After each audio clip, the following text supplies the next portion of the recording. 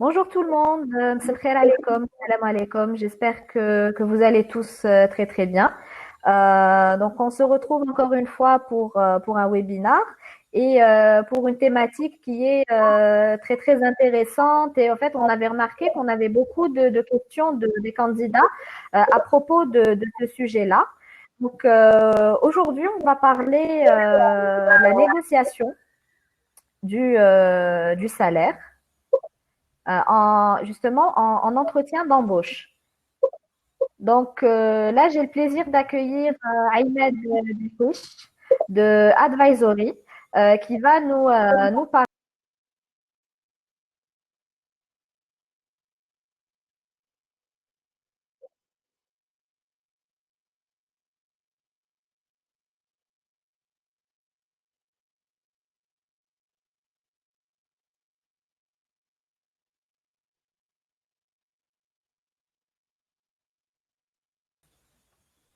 Ahmed, Ah, ça s'est déconnecté.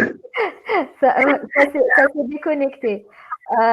Donc en fait, je vais te laisser Ahmed Dikouch te présenter et nous parler un petit peu du déroulement de ce webinaire. Donc, marhaba bik encore une fois. Merci, merci. Bonjour pour tout le monde. Alors, j'ai démarré par une simple présentation. C'est qui Ahmed Dahish, c'est quoi Advisory et le déroulement car la journée dernière sur comment négocier notre rémunération lors d'un entretien d'embauche. Alors, Dahish Ahmed, je suis fondateur d'un cabinet de conseil Advisory, donc un cabinet de conseil spécialisé en matière d'activité RH, donc ressources humaines. Capital d'expérience actuellement, donc j'ai 18 ans d'expérience en tant que RH, l'activité RH. Je suis actuellement responsable de ce cabinet, je suis fondateur du cabinet et enseignant au niveau de l'université. Donc, on accompagne les étudiants et aussi on accompagne les entreprises en matière RH et accompagnement stratégique. Et récemment, on a signé un partenariat, donc on est partenaire stratégique et intégrateur d'une solution SIRH. Donc, je pense qu'on est parmi les cabinets qui sont spécialisés dans la digitalisation des processus RH au sein des entreprises. Donc, on est RH à 100%. Donc, on prend tous les processus RH, du hiring, ou bien on parle du recrutement, jusqu'à retraite, jusqu'à la retraite. Donc, on prend tous les processus pour les entreprises ou bien pour les étudiants, pour les étudiants. Très, très bien. Voilà, c'est nous, c'est notre activité, cabinet. Aujourd'hui, Inch'Allah, on va parler de tout ce qui est comment on négocie notre rémunération lors d'un entretien d'embauche. Généralement, le point critique lors d'un entretien d'embauche, beaucoup plus, Naya, qui nous vers un entretien d'embauche, automatiquement, le point le plus important, c'est le salaire. Parce que tant qu'on va postuler dans une annonce ou bien chauffer un offre d'emploi, automatiquement, chauffe les missions de l'activité, chauffe les compétences clés, les prérequis, mais la partie rémunération, c'est toujours, elle est cachée. Comment le candidat face à cette situation, et alors dans une entreprise, il y a ce qui fait négocier sa rémunération. Est-ce que la négociation par rapport à ses attentes, ou bien en haut, ou bien en bas. Absolument. En fait, la plupart des remarques ou des retours qu'on a de la part des candidats, c'est qu'ils ne savent pas ils ne savent pas positionner leur salaire, ils ne savent pas donner une valeur, on va dire, monétaire à leur activité. Ils ne savent pas aussi comment aborder ce sujet lors d'un entretien et comment entrer dans la négociation. Donc, c'est de tous les volets où les candidats ont du mal. Exactement. Je sais que vous avez abordé déjà le sujet, comment conduire un entretien d'embauche. Donc, il y a les astuces, il y a comment je vais conduire mon entretien d'embauche. الحاجة الوحيدة اللي لازم نقولوها les candidats, اللي لازم يعرفوها كاع les candidats تاعنا, actuellement, ce n'est pas un demandeur d'emploi. La première clé اللي لازم يديرها le candidat في راسو, c'est je suis un fournisseur de compétences. Donc, le candidat, il y a plusieurs types de candidats. Il y a les primo-demandeurs d'emploi. un jeune primo-demandeur d'emploi, خرج من l'université, il cherche un poste, son premier salaire. Ça, c'est un jeune fraîchement diplômé, ils vend des connaissances. Il y a aussi des gens, il est déjà dans une position d'un poste et il cherche à changer son activité. Je vais annoncer certains chiffres lors d'une dernière étude sur les salaires. Donc, j'ai une étude sur les négociations. On va parler. Quels sont les trois principaux arguments? Donc, on voit beaucoup plus que 73% de la population, ils cherchent automatiquement de changer leur poste. On va parler beaucoup plus des chiffres, on va annoncer à des chiffres. Donc, comment bien négocier mon salaire d'embauche? Premièrement, première règle, les hommes dira en tant que candidat, que je suis vendeur de compétences. Face à moi, il y a un recruteur qui cherche mes compétences. D'accord? Le candidat, automatiquement, il va estimer son salaire. Donc, je dois estimer ma rémunération. On va parler de mot rémunération. Le mot rémunération, il faut distinguer entre ce que je veux, c'est un salaire, ce qui est du GB, ça c'est le net à payer, ou bien la rémunération à sa totalité. C'est pour ça que je vais partager avec vous juste une simple présentation SRERA. Tu arrives à partager ton écran, Ahmed, ou là? Je pense que c'est déjà partagé. Ouais. C'est bon? C'est partagé ça? C'est bon, ben, moi je reçois. Voilà. Donc,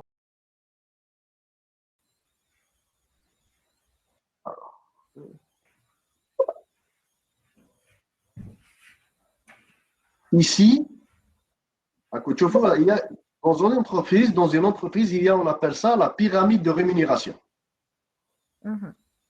D'accord? Et ça, c'est le principe fondamental dans une entreprise, parce que l'entreprise, automatiquement, avant de un poste sur le marché, automatiquement, elle va construire un budget. Elle va préparer le poste flâné. Ce n'est pas le salaire net, mais le poste. Donc, on va parler de tout ce qui est rémunération. D'accord? Et là, quand tu vois cette pyramide, on voit toujours il y a la rémunération directe, ce que le salarié dit. Donc, il y a la partie variable, la partie fixe et la partie, le salaire de référence, on appelle ça le salaire de base, généralement. Et tout ça, c'est de la rémunération. Ce n'est pas le net à payer parce qu'il y a le net à payer plus des charges. Et en haut, on voit tout ce qui est rémunération indirecte, autres avantages et avantages en nature. D'accord? Donc, tout ça, c'est une rémunération. Ce n'est pas que le salaire. Donc, entreprise, automatiquement, elle va estimer et elle va mesurer pour un poste, un cadre, il va me coûter 150 000 dinars. Donc, 150 000 dinars, j'ai mon budget. En face, je vais lancer une bourse d'emploi ou bien appel à candidature. Automatiquement, j'ai un candidat derrière. Le candidat est gêné avec des compétences à vendre. On est dans la phase de négociation. Donc, le candidat, il va estimer son salaire.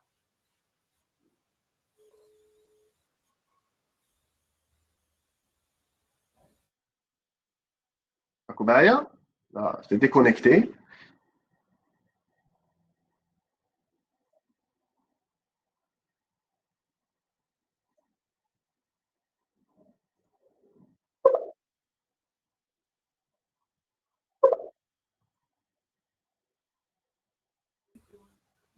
Ahmed, normalement, on ne reçoit plus la présentation TAC.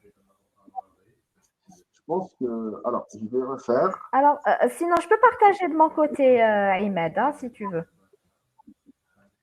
Ok. Tu étais à quel slide, Ahmed? J'étais au slide 3. 4. 3. Très bien. 3. Très bien. Alors.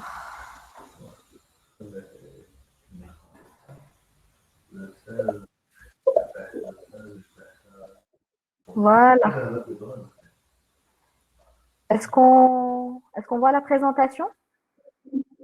Non, il faut appeler le slide 4. Ok. On va aller au slide 4. هذا هو. Voilà, c'est Très ça. bien. Et ça, c'est la base de notre rémunération. Oui. Donc, automatiquement, ça, c'est que le candidat lazim يعرف بلي l'entreprise face à lui, donc ce n'est pas salaire net. Je ne vais pas négocier un salaire net. Automatiquement, il faut que j'estime ma rémunération. D'accord?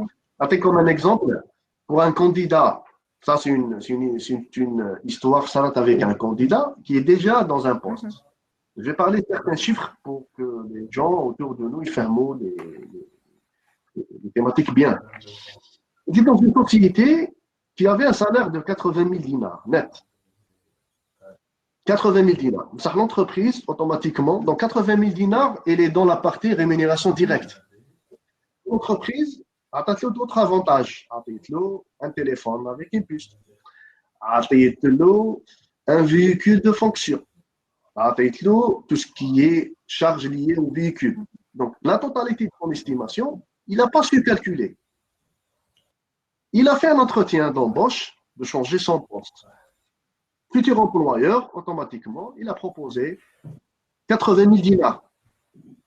Son véhicule, son téléphone. Le monsieur l'a accepté. Dans sa tête, le monsieur, est-ce qu'il a gagné, oui ou non? Parce que réellement, le monsieur, dans sa première position à 80 000 dinars, sa rémunération réelle, elle était à 180 000 dinars. Y compris tout ce qui est charges liées, avantages sociaux, avantages en nature et tout ça.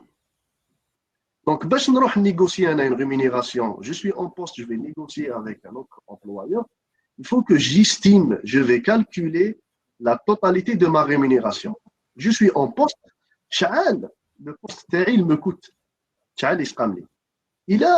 perçois un salaire de 80 000 dinars et demain, la rémunération totale est 180 000 dinars, automatiquement, je vais négocier avec mon futur employeur sur ma rémunération directe et sur les avantages.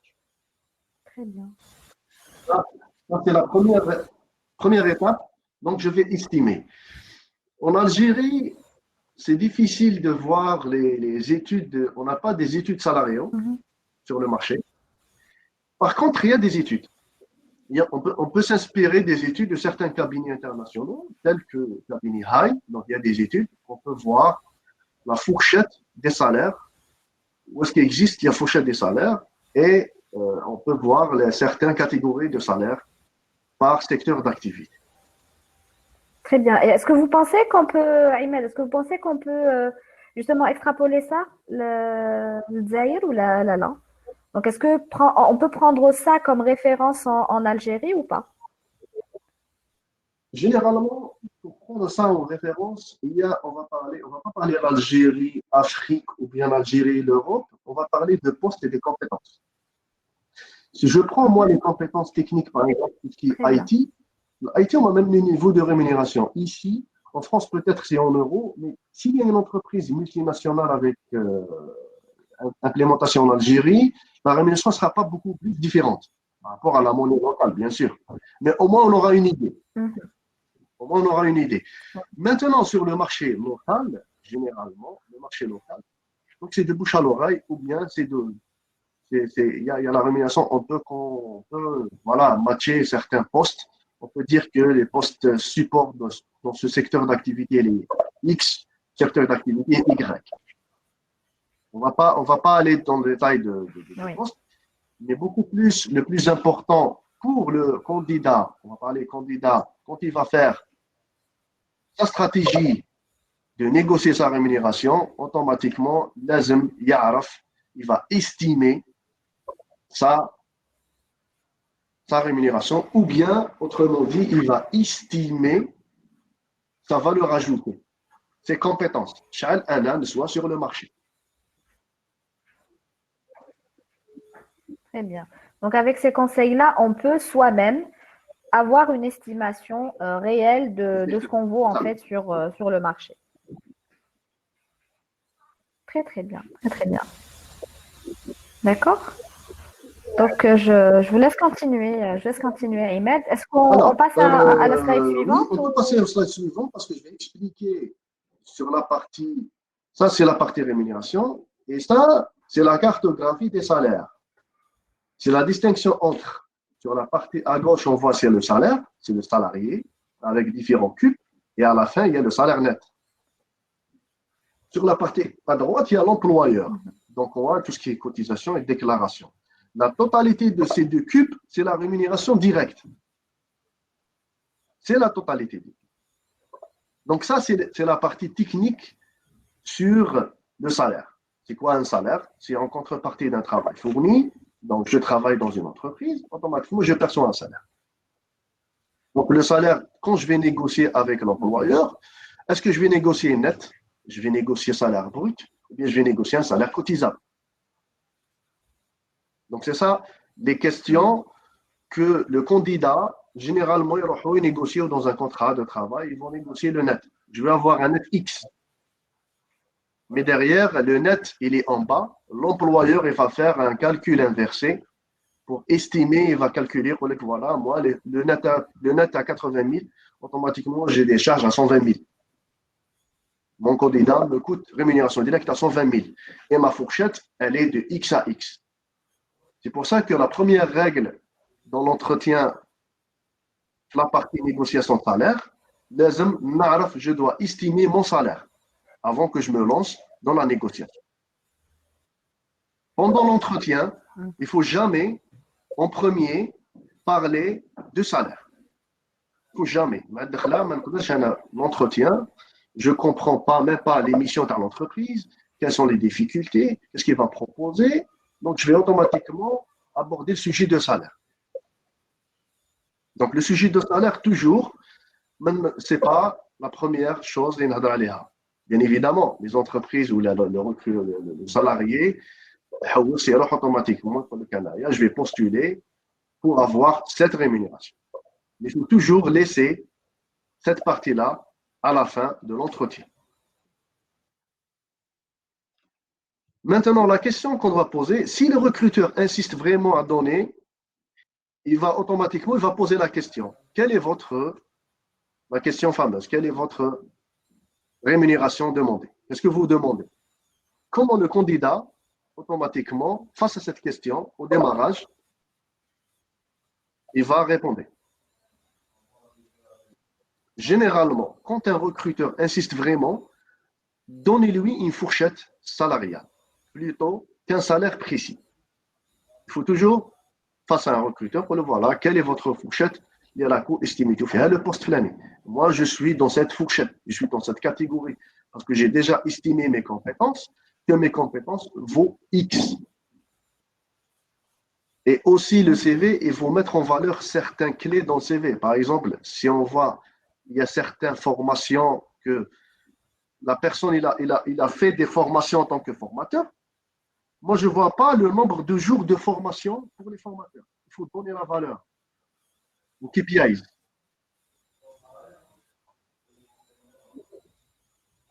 Très bien. OK? D'accord. Alors, quelques astuces dans la négociation. Il ne faut jamais parler de notre dernier salaire. Parce que, automatiquement, si je n'ai pas, moi, la fourchette auprès de mon futur recruteur, je ne veux pas parler de mon salaire. Peut-être que le salaire que je vais aborder, il est inférieur que la rémunération proposée. Donc, il ne faut jamais parler au démarrage que voici mon salaire.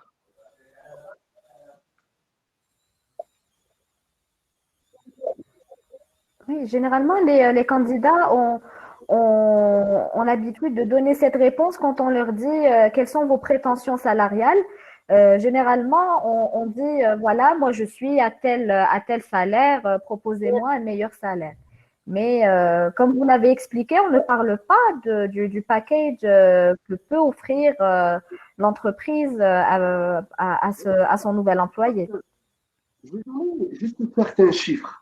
Ça, c'est une étude de 2019. Une étude qui allait beaucoup plus sur quels sont les trois principaux arguments que vous utilisez pour négocier votre salaire. Généralement, il faut quelles sont vos prétentions salariales. Il faut argumenter cette prétention salariale.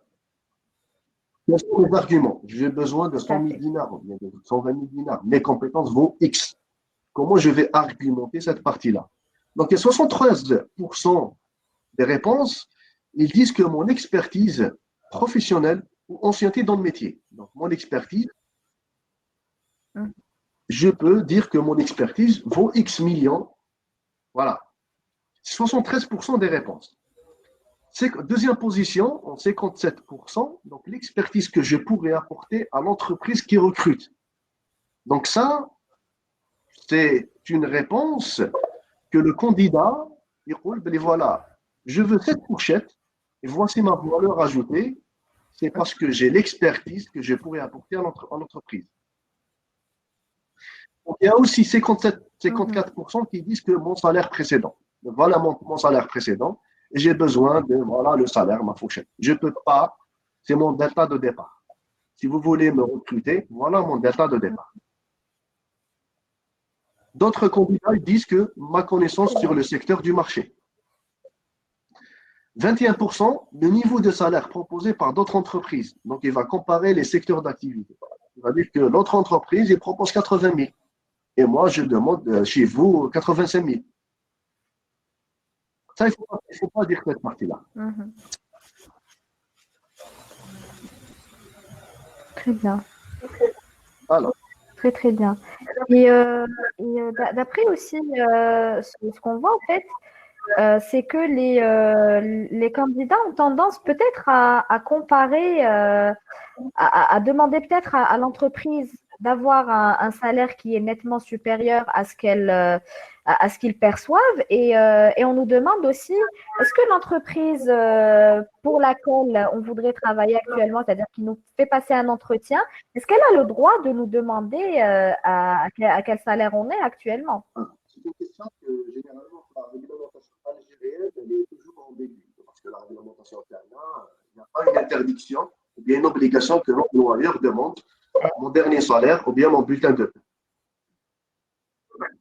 Donc, mais le candidat a de la liberté de donner et de ne pas donner. Parce que déjà, ça, c'est des données personnelles protégées par la dernière loi.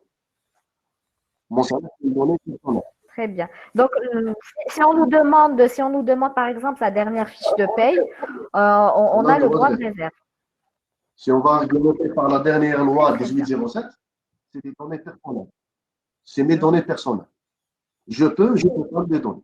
Très bien. Parfait. Donc là, est-ce qu'on peut passer à la slide suivante, Ayman? On va parler Très bien. de ce qui est sur la partie politique salariale ou bien tout ce qui est rémunération. Il y a deux volets. Il y a la partie employeur, qu'est-ce qu'il veut l'employeur. Il y a l'autre partie, le salarié, qu'est-ce qu'il veut. Le salarié, généralement, chez HAB, il y a trois grands volets.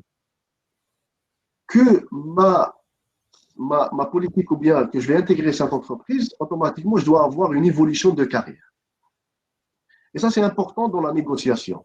Parce que je vais négocier avec une entreprise que mon salaire va évoluer et aussi ma carrière va évoluer. Et ça, c'est parmi les clés à négocier lors de l'entretien. Deuxièmement, que la grille des salaires, ou bien la politique salariale dans cette entreprise, elle est sur l'équité, ce n'est pas dans l'égalité.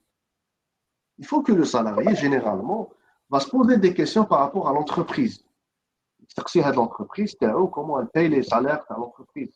Est-ce qu'elle paye aux compétences ou bien à l'ancienneté?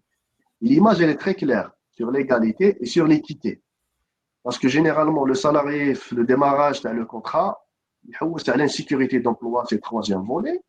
J'ai un contrat, j'ai un salaire, mais après 3 mois, 4 mois, 5 mois, il va voir que mes compétences vaut plus que le salaire que j'ai négocié. Très bien, très bien. Et en fait, quelle est la différence entre égalité et équité? Donc là, vous avez parlé de compétences ou d'ancienneté. Donc là, on voudrait bien savoir quelle serait la différence entre égalité et équité quand on parle de salaire. Et aussi, comment aborder justement cette question avec des entreprises qui n'ont peut-être pas de grille salariale ou qui n'ont pas de politique salariale qui est bien définie. Généralement, parce qu'on a en négociation. Je suis avec un négocie. Donc, automatiquement, j'ai certains points que je dois aborder et le recruteur aussi, là, il va présenter l'entreprise. On va parler de l'égalité et l'équité. Mhm. Exemple, je suis Oui. commercial. Je postule pour un groupe de commercial. Mhm. Et dans une entreprise, automatiquement, on va poser des questions. Le monsieur, est-ce que je vais travailler en équipe? Le recruteur, il va poser beaucoup de questions Oui. pour le candidat. Mais le candidat ne va que répondre, il ne va pas poser d'autres questions. D'accord. Mhm. Je vais postuler pour un poste d'un recruteur d'un commercial. Sur la partie équité-égalité, est-ce qu'on fait le même boulot, on Oui. prend la même rémunération? Ou bien, si je fais un boulot supérieur, on prend la même rémunération? Oui. L'égalité, c'est que on a une rémunération, mais je travaille plus que la personne avec que je travaille. Et le monsieur prend plus Mhm. de salaire parce qu'il est ancienneté. Et on trouve ça beaucoup plus sur certaines entreprises qui payent l'ancienneté. Ils ne payent pas la compétence.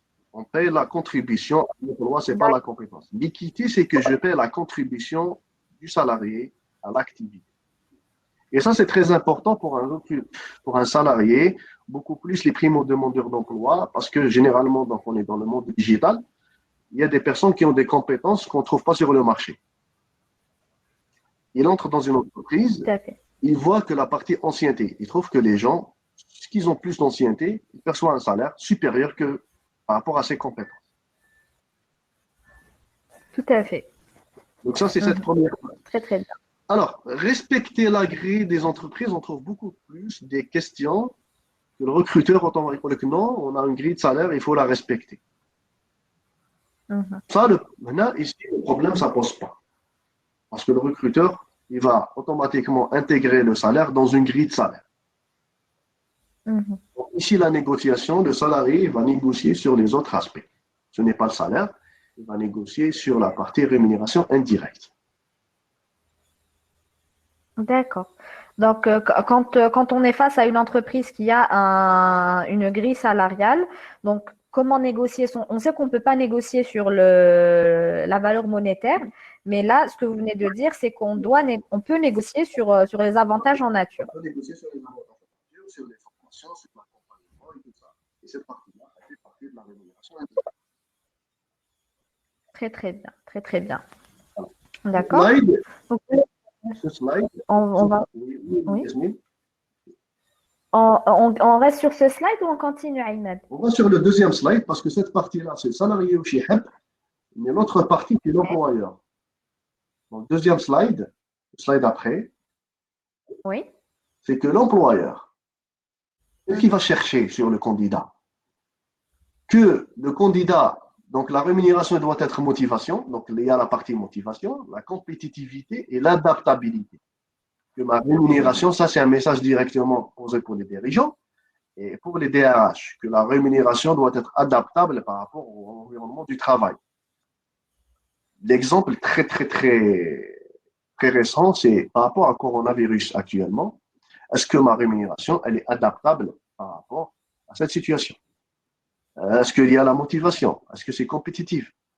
Toute cette partie-là, on doit l'intégrer. Ça, c'est la partie que même le salarié, je sais que le candidat, ça ne l'intéresse pas, mais il faut qu'il va avoir un droit de regard sur cette partie-là. Mhm. Oui, Yasmine. Des questions? Très bien. Je ne sais pas, là, est-ce que tu as autre chose à ajouter, Imad, ou bien est-ce qu'on peut passer aux questions des candidats? On passe aux questions. Très, très bien. Donc, alors, je commence d'abord par la partie questions, ensuite je reviens sur la partie chat pour reprendre les questions. Alors, il y a Ahmed Boudala, sachant qu'il existe la loi 06-21 qui prévoit des exonérations allant jusqu'à 90% du salaire du poste destiné aux chômeurs et plus particulièrement aux primo-demandeurs, la question est, les primo-demandeurs peuvent-ils inclure ces avantages dans la négociation du salaire?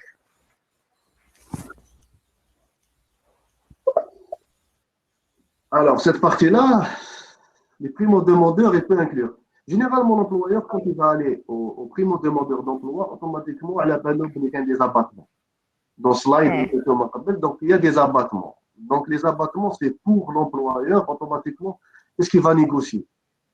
C'est un avantage pour l'employeur. À la balle, un primo demandeur, automatiquement, il va avoir des abattements sur sa rémunération. Donc la négociation, je pense que c'est un point parce que c'est un truc qui est déjà réglementé. Le candidat, de Mhm. plus en plus, il argumente beaucoup plus sur sa partie de ses compétences. Quelle est la valeur ajoutée que je peux apporter à cette entreprise? Pourquoi je monte salaire? Parce que le point le plus important sur la partie négociation, par exemple, j'ai donné certains chiffres, c'est mon expertise qui va apporter par rapport à mon recrutement. Si vous me recrutez, je vais apporter X d'expertise. Et ça, je peux Donc, négocier avec l'employeur. donc, vous déconseillez en fait de négocier son salaire si on est primo-demandeur, si on n'a pas d'expérience en amont. Je n'ai pas compris. Donc là, d'après sa question, en fait, c'est est-ce qu'on peut jouer en la faveur des abattements? En fait, dire que le recruteur a des avantages sur la partie cotisation. Donc, cette différence-là, il peut nous l'offrir en tant que salaire, si j'ai bien compris. Donc, est-ce que là, vous avez dit aussi qu'on ne doit pas trop parler salaire quand on est primo-demandeur. Donc là, est-ce que vous dites aux primo-demandeurs de ne pas négocier leur salaire, d'une, et de deux, est-ce que, en fait, comment faire valoir leurs compétences du moment qu'ils n'ont jamais travaillé, en fait? Donc, c'est ça. Ce que j'ai dit, ce n'est pas que le primo demandeur va négocier. Il veut négocier. Il veut négocier son salaire, Mhm. c'est légitime. Mais Oui, pour lancer des arguments qui disent que je suis primo demandeur d'emploi, vous aurez des avantages sur les abattements, ça c'est une oui, argumentation que l'employeur ne va pas prendre en considération. Parce qu'il le sait déjà, il a déjà des abattements. oui, Donc si je prends primo demandeur d'emploi, j'ai des abattements, est-ce que je négocie ma F? oui. Par contre, vous êtes primo demandeur d'emploi, il vaut mieux négocier, c'est quelle est la valeur ajoutée si je vais te prendre en tant que primo demandeur d'emploi. Mhm. Quelles sont les compétences en valeur ajoutée? Est-ce que vous maîtrisez des outils? Une valeur ajoutée. Et cette partie-là, dans l'étude, comme il y a une étude en 2018, qui est en position 2, c'est que dit un primo demandeur d'emploi pour négocier son salaire, il dit que mon expertise dans cette partie-là, il va vous apporter plus de valeur ajoutée à l'entreprise si vous me recrutez. Très bien, très, très bien. Donc là, j'ai une autre question de Lamine Wali. Est-ce que le thème négociation de salaire est vraiment d'actualité dans le contexte actuel de l'épidémie Covid-19? Et est-ce que vous pensez qu'il y a encore des entreprises qui recrutent en ces circonstances? مش حاب نقول لك هذا الكوفيد 19 ان شاء الله هذا بلاء يجوز علينا هذا البلاء ان شاء الله يجوز سي اون بيريود ترانزيتوار on va pas ان شاء الله ما نعيشوش به بليزيور دونك رانا في الكونفينمون presque même pas un mois صح il y a beaucoup d'entreprises qui sont en train de lancer l'activité les cessations d'activité pour certaines entreprises il y a des entreprises qui sont en train de lancer leur plan de recrutement parce que le recrutement c'est pas au jour c'est un plan de recrutement annuel avec des objectifs stratégiques de chaque entreprise. Si elle va lancer un recrutement, automatiquement, elle va appeler le poste d'administration pour réaliser certains objectifs. Mhm. Donc, je ne pense pas que le Covid-19, peut-être, ça, il va impacter l'activité économique, mais il va impacter beaucoup de choses. Le Covid-19 comme une opportunité. On va voir la partie pleine du verre, ce n'est pas la partie vide du verre. Mhm. On va voir des webinaires et pour comprendre beaucoup de choses en interne. Donc, il faut profiter de la période, de faire des demandes d'emploi aussi, de motiver les salariés et le candidat Hadaya, Madame Hizid, il a beaucoup de choses. Il y a beaucoup de demandes sur la partie digitale ou bien certains outils. Il faut qu'il apprenne. Il faut qu'il apprenne. وغدوة إن شاء الله يتنحى هذا le Covid-19 ويقدر يكون عندهم إن شاء الله يولي عنده beaucoup de compétences ويقدر يبيعهم. Très, très bien, très, très bien. Justement, hein, comme je l'ai dit récemment, le monde se digitalise et justement, le Covid-19 est une opportunité pour nous, justement, d'activer dans la digitalisation de certains secteurs et de certains métiers. Donc, il y a beaucoup de gens qui sont confinés. Donc, c'est vraiment une opportunité pour nous d'enrichir nos connaissances et d'apprendre de nouvelles choses qu'on peut mettre justement au service de nos compétences et de notre. Merci beaucoup, Ahmed, pour cet intervalle motivation et cet intervalle, disons, positivité. Ayatek Saha. C'est un petit peu le but aussi des webinaires. Alors, j'ai une question aussi de Lilia Yadaden. Bonjour Ahmed. Comment négocier son salaire quand il y a déjà une grille salaire par l'entreprise? Je pense que tu as déjà répondu à cette question, mais voilà. Donc, alors, Ramadan Jazairi, dans la conjoncture économique actuelle difficile, certaines entreprises se sentent en position de force lors des négociations, obligeant le demandeur d'emploi à faire des concessions salariales. Comment faire face à cela? Toujours un appel comme une intervention de terrain, donc on n'est pas demandeur d'emploi, on est des vendeurs de compétences. Si je suis vendeur de compétences, automatiquement, je vais estimer mon salaire. Je vais estimer le salaire un soit sur le marché. Qui nous négocier, nous l'entreprise. Parce que l'entreprise qui trouve un candidat, automatiquement, elle n'a pas besoin Mohamed ou Omar ou Mariam ou Flana, elle cherche des compétences. On ne parle pas dans le processus RH, c'est disposition des compétences. J'ai besoin de certaines compétences.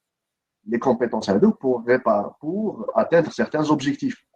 Automatiquement, en tant que candidat, vous n'êtes pas demandeur d'emploi, vous êtes vendeur de compétences. Il a accepté la compétence de l'entreprise et qu'on est en position de force de négocier.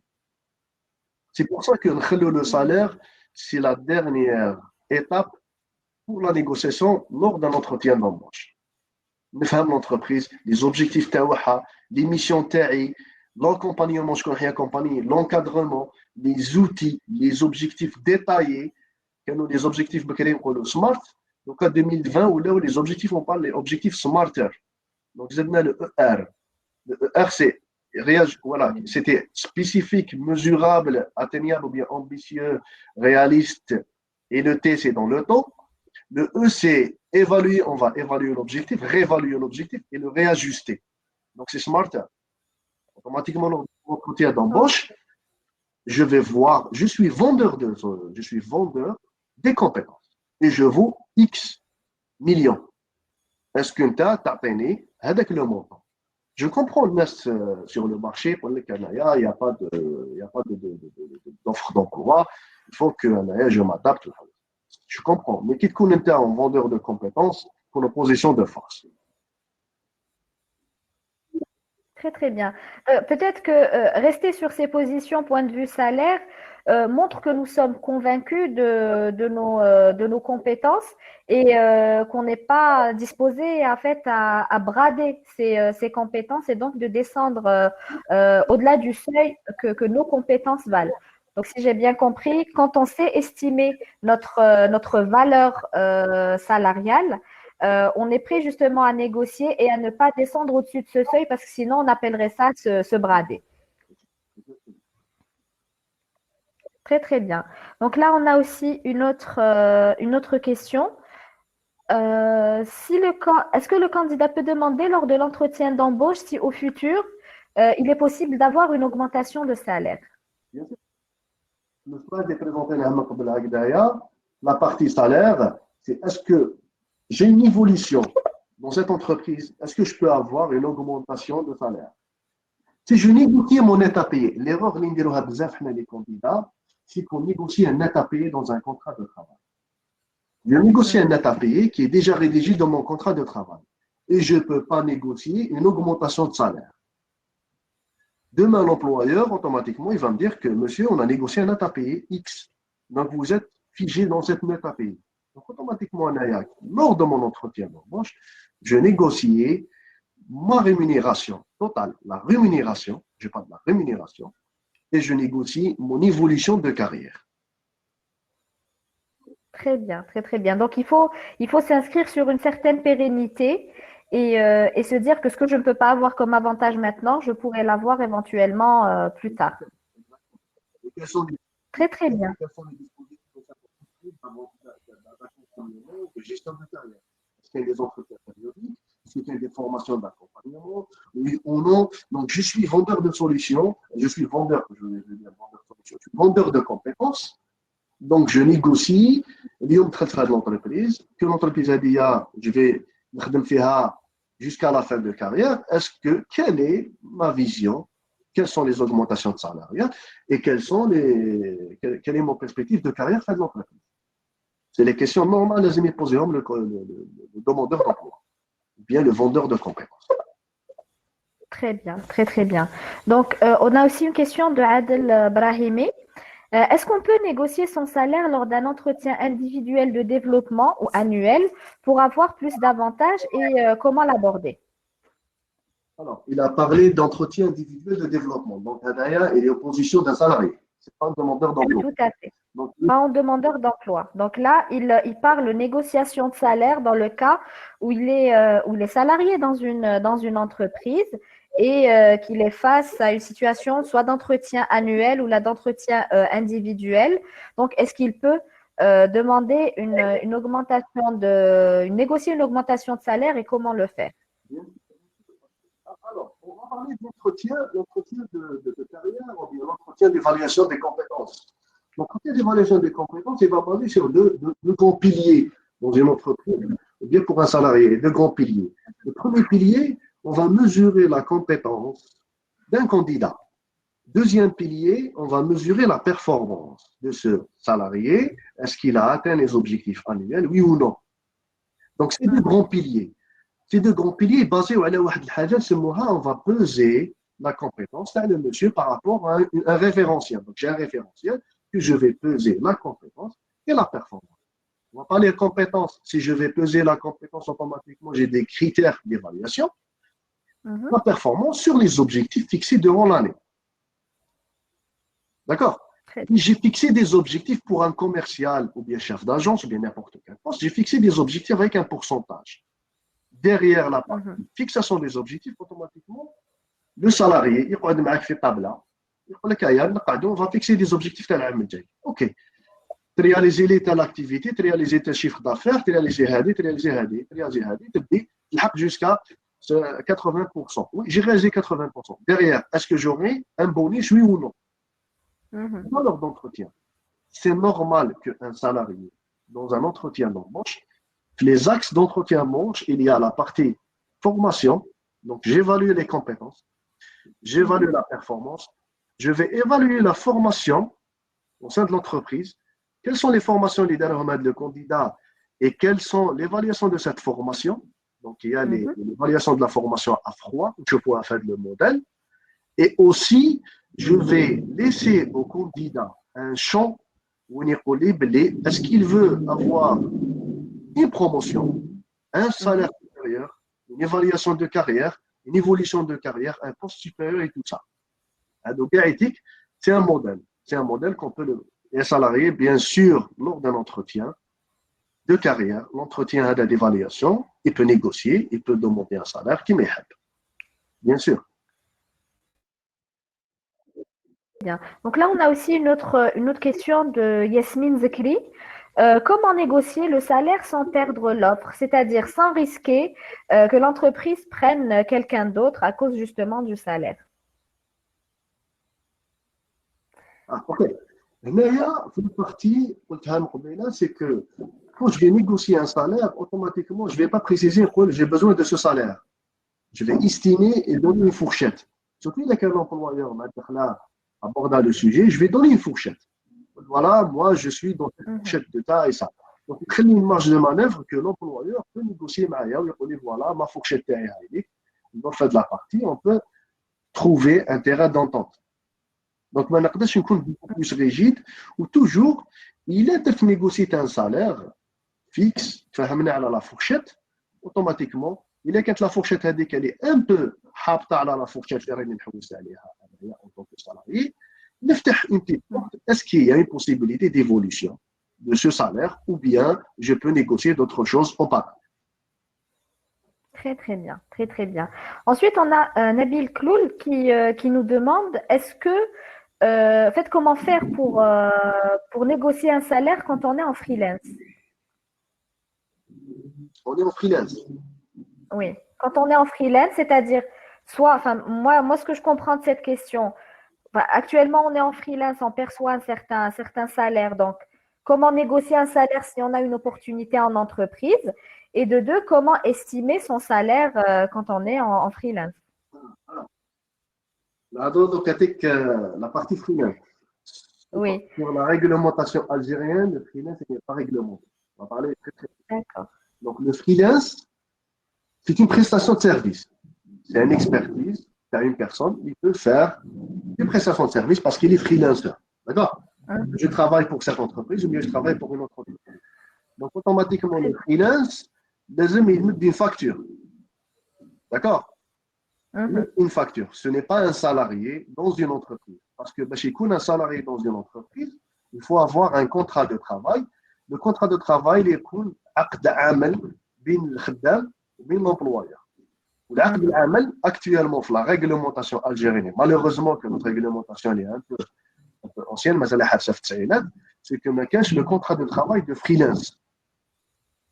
Mhm. Les employeurs, le cahier de collectif des freelance, ils auront beaucoup plus de problèmes de redressement fiscaux et parafiscaux, notamment la partie Oui, CNAS, parce que le freelancer n'est cotisé CNAS. oui. D'accord? Donc, le freelancer, comment il va estimer, dans sa tête, une logique d'un auto-entrepreneur. Eh. Parce que le freelancer, اليوم خدام غدوه ماشي خدام. Mhm. Donc, il va estimer, il a une logique d'auto-entrepreneur et aussi, il a une logique d'un manager de projet. شحال يسقى le projet.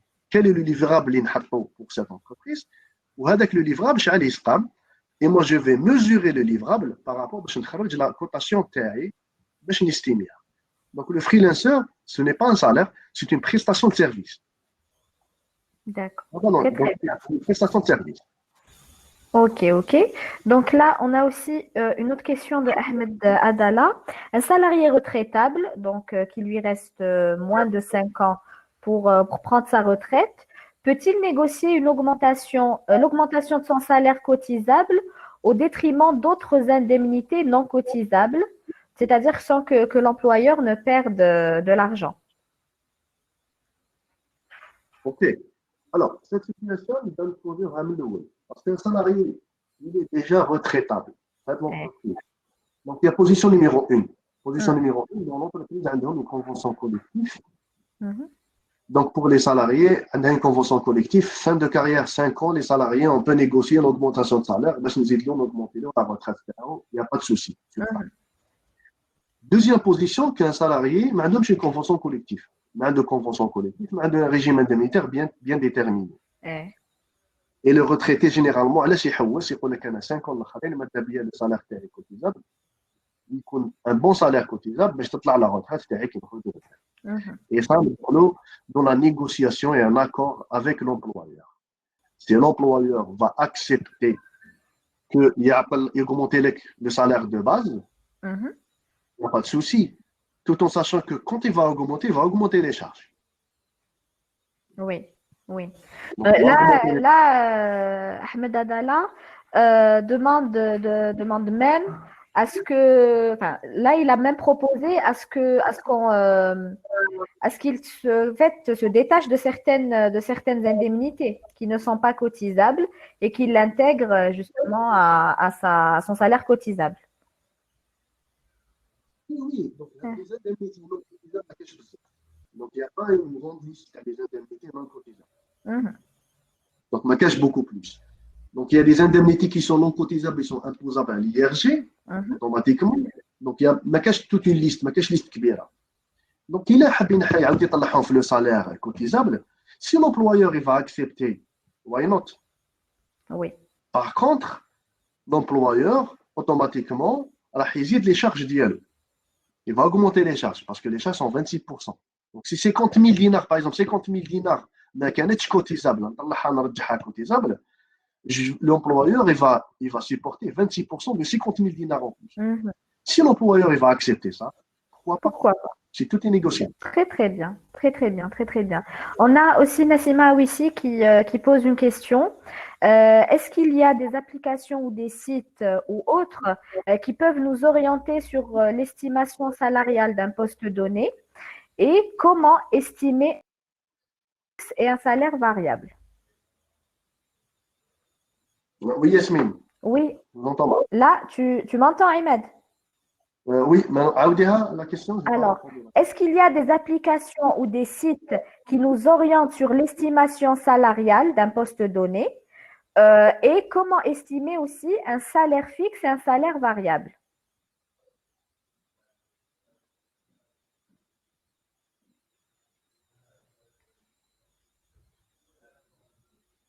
Ahmed, tu me reçois? Yasmine, Oui, oui, je n'ai pas entendu la question, mais je pense que. Est-ce qu'il y a une estimation? oui. Alors, Comment faire l'estimation d'un Yasmine, salaire fixe et d'un salaire variable?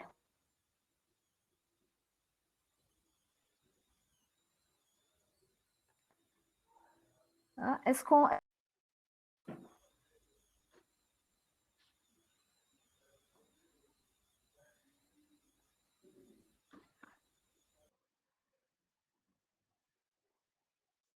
Yasmine, enfin, voilà. Je vais chercher la question de la personne. Est-ce qu'il y a une estimation?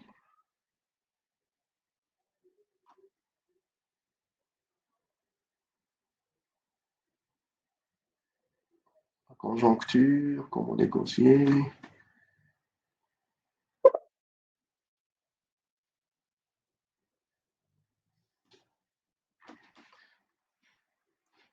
Comment estimer son salaire fixe? Il y a des applications. Ah, y a-t-il des applications ou des sites et autres orientés l'estimation de mon salaire? Rebonjour. Ah, Yasmine, j'ai pas entendu. Ah, donc, peut-être qu'on n'est pas là pour la question. Y a-t-il une application ou des sites et autres qui ont orienté l'estimation des salaires du poste? Exactement. Oui. Donc, il y a des études. Les études, il y a des cabinets internationaux, maroufin. Il y a même des estimations, il y a des études تاعهم. Et le premier cabinet, c'est le cabinet HAY. H-Y, H-A-Y. Vous entrez dans le site HAY, HAY, c'est un cabinet qu'on peut télécharger des études salariales. Le dernier, donc de 2019, donc j'ai l'étude 2019, donc il a estimé même tout ce qui est parti. Alors, je vais partager ça.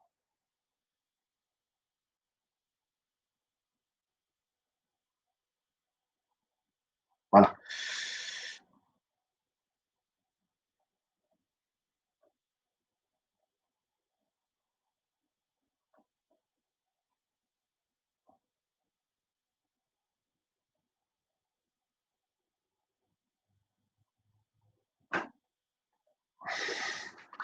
Donc voilà, il y a une étude de rémunération nationale 2019, ça en France. Donc il y a ce cabinet, HAI, qu'on peut télécharger et voir tout ce qui est études. Voilà, on peut voir l'analyse des secteurs d'activité de la rémunération par poste. On peut avoir des idées. Aussi, on peut voir aussi les tendances. Par exemple, ici, sur 2019, qui sont les raisons, quelles sont les raisons de changement de poste? On voit ici 44% de rémunération plus attractive. Donc les gens, il y a 44% qui cherchent une rémunération attractive. Intérêt du poste. Donc cette étude, on peut avoir, c'est high.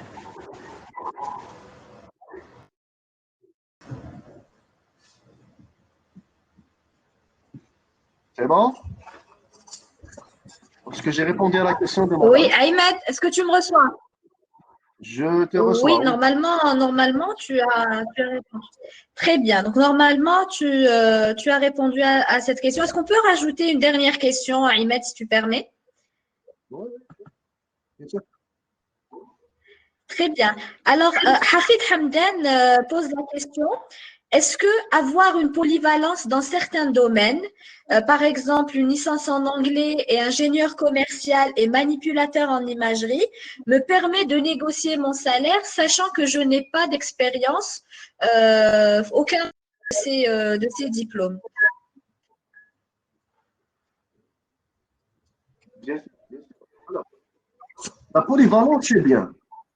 Mais quand je vais négocier avec un employeur, automatiquement, je vais négocier pour un poste. Est-ce que la compétence BNDHD, elle va apporter une valeur ajoutée? Très Si bien. je vais argumenter, parce que pour la négociation, automatiquement, je vais argumenter ma demande de rémunération. Si je vais dire que je suis polyvalent, je maîtrise l'anglais, je maîtrise beaucoup plus d'autres applications qui vont faire une valeur ajoutée pour vous dans votre activité, dans l'entreprise. Automatiquement, je vais argumenter ça. Je peux vendre mes compétences. Je peux négocier. Très, très bien, très, très bien. Donc, ce qu'il faut savoir, c'est négocier déjà dans les compétences qu'on a pour ce poste et ce que peuvent apporter nos compétences connexes à ce poste-là pour négocier peut-être un salaire qui est, une rémunération qui est plus élevée. Voilà. Très, très bien, très, très bien. Bah, écoute, merci beaucoup, Ahmed, pour ton partage d'expérience, ton partage d'expertise et surtout pour le temps que tu as accordé aux candidats.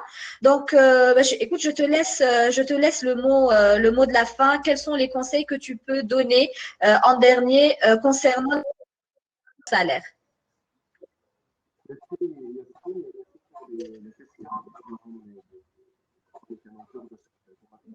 Alors, c'est juste pour conclure, il faut juste, il y a 5 clés lors de mon entretien d'embauche à Mktoubin, donc j'ai partagé ça. Il faut choisir le bon moment de négociation. C'est toujours pas en premier lieu, je vais négocier mon salaire, toujours en dernier. Donc, parler en termes de fourchette de salaire. Je ne vais pas parler d'un salaire fixe, fourchette, voir quelles sont les possibilités d'augmentation salariale et tout ça.